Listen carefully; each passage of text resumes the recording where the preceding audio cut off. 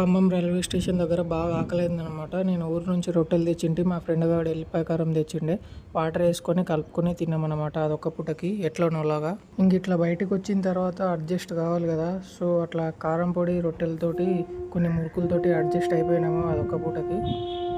Kanyakumari railway స్టేషన్కి అయితే పొద్దున్నే 4:20కి రీచ్ అయినాము. ఇంకా ఫ్రెష్ అయ్యి ఉరకాలి సన్ రైజ్ చూడడానికి. క్లాక్ రూమే దొరకబట్టి లగేజ్ అక్కడ ఇచ్చేసినాము. ఫుల్ జనాలు కొట్లాడుతురు అసలు లేడీస్ అయితే. కన్యాకుమారి వచ్చినాం అనమాట. ఇక్కడ సన్ రైజ్ వ్యూ పాయింట్కి వచ్చాము. కొద్దిగా టైం ఉందని స్టార్ట్ అవుతుంది. బాగానే ఉంది. సన్ రైజ్ ఎట్లుంటుంది అనేది మొత్తం చూపిస్తా. రైల్వే స్టేషన్ దగ్గర ఆటో ఎక్కి చక్కగా సన్ రైజ్ వ్యూ పాయింట్ దగ్గరికి తీసుకుంటే సీదా ఈ బిల్డింగ్ ముందర వచ్చి దింపుతాడు. ఈ బిల్డింగ్ పక్కల లెఫ్ట్ సైడ్ ఒక గేట్ ఉంటుంది. ఆ గేట్ పక్కల ఒక సందు ఉంటుంది. ఆ సందు నుంచి స్ట్రైట్ పోవాలి, సీదా పోవాలి. సందులు అయితే చాలా వస్తాయి, కన్ఫ్యూజ్ అవుతారు. అక్కడ జనాలు పోతారు కదా ముందర, సీదా అట్లే పోవాలి.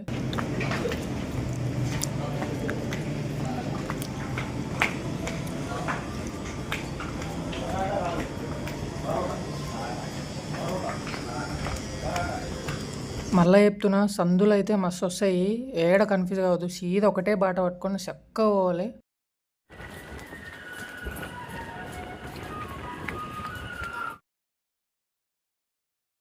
ఈడ ఒక చెట్టు, దాని పక్కన ఒకటి బస్ స్టాండ్ లాంటిది కనబడుతుంది. దానికి రైట్ సైడ్ తీసుకొని కొద్దిగా ముందరకు పోవాలి.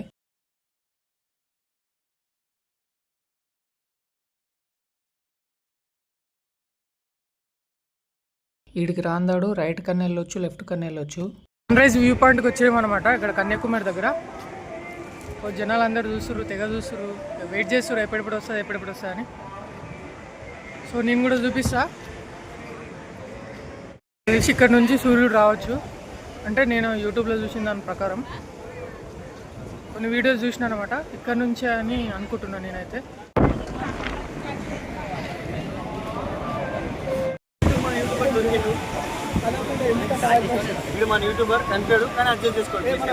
నేను వీడియోలు తీసుకుంటా కొద్దిగా ముందరకు వచ్చేసిన. మా వాళ్ళకి కనబడలే, వాళ్ళ ముందరలో ఉన్న మబ్బులు ఉన్నా కానీ వాళ్ళకి కనబడలే.